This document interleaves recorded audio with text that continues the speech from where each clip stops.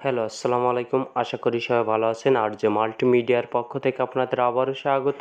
I hope আজকে যে topic নিয়ে কথা বলতে চাচ্ছি সেটা হলো বাংলাদেশ নৌবাহিনীর মাঠ কার্যক্রম কেমন হয়ে থাকে এবং মাঠে কি কি কাগজপত্র নিয়ে যেতে হয় এবং কয়দিনে মাঠ হয়ে থাকে তাই নিয়ে আজকের বিস্তারিত ভিডিও তুলে ধরার চেষ্টা করব আপনাদের মাঝে।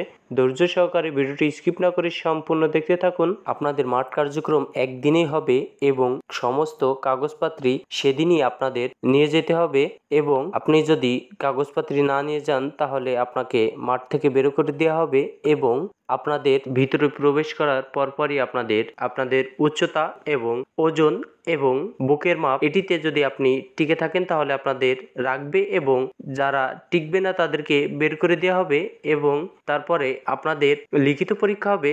লিখিত পরীক্ষা 50 মার্কের হয়ে থাকে। এটি এমসিকিউ হয়ে থাকে। মোট 5টি বিষয় থেকে এই প্রশ্ন করে থাকে তারা। বাংলা, ইংরেজি, গণিত, সাধারণ জ্ঞান এবং বিজ্ঞান, এই 5টি বিষয়ে 10 মার্ক করে তারা কোশ্চেন করে থাকে। আশা করি বুঝতে পারছেন যে লিখিত পরীক্ষা কেমন হয়ে থাকে। আপনাদের লিখিত পরীক্ষার রেজাল্ট সাথে সাথে দিয়ে দেয়। লিখিত পরীক্ষার পরপরই আপনাদের একটি ফর্ম দেয়। সেই ফর্মে আপনাদের ঠিকানা লিখতে হয়, মোবাইল নাম্বার, নিজের নাম, পিতার নাম, মাতার নাম, জেলা, উপজেলা এগুলো লিখে তারা জমা নেয়।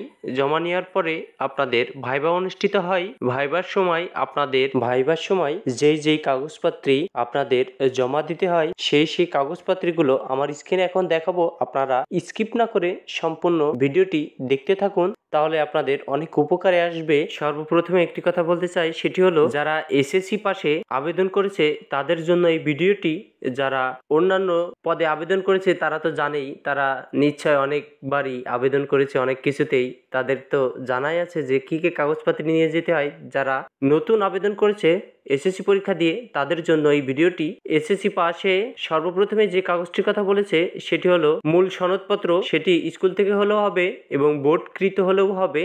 এবং দ্বিতীয় যে কাগজটির কথা বলেছে সেটি হলো মূল মার্কশিট এবং রেজিস্ট্রেশন কার্ড এবং অ্যাডমিট কার্ড এবং প্রশংসাপত্র। এবার দেখতে পাচ্ছেন যে চারিত্রিক সনদপত্র, এই চারিত্রিক সনদপত্রটি আপনি ইউনিয়ন পরিষদ থেকে নেবেন। এই যে আমার স্ক্রিনে দেখতে পাচ্ছেন জন্ম নিবন্ধন অথবা জাতীয় পরিচয়পত্রের ফটোকপি, সেটি হলো বিসিএস ক্যাডারের মাধ্যমে সত্যায়িত করে নিয়ে যাবেন এবং অভিভাবকের সম্মতিপত্র এটি ইউনিয়ন পরিষদ থেকে নেবেন। এটি আপনার পিতা অথবা মাতার কাছ থেকে সই করে নিয়ে ইউনিয়ন পরিষদ থেকে চেয়ারম্যানের মাধ্যমে সই করে নেবেন। এবার দেখব যে ছবি, সেটি হলো সদ্য তোলা পাসপোর্ট সাইজের আকাশি কালার, প্রার্থী নিজের 15 কপি, পিতার 1 কপি এবং মাতার 1 কপি রঙিন ছবি, সেটি বিসিএস ক্যাডারের মাধ্যমে সত্যায়িত হতে হবে। আশা করি বুঝতে পারছেন যে আপনাদের কি কি কাগজপত্র সাথে করে নিয়ে যেতে হবে এবং মাঠ কেমন হয়ে থাকে সম্পূর্ণ বিস্তারিত বুঝিয়ে দেওয়ার চেষ্টা করলাম এই ভিডিওর মাধ্যমে। আমার ভিডিওটি দেখে যদি একটু উপকার হয়ে থাকেন তাহলে আমার চ্যানেলটি সাবস্ক্রাইব করবেন।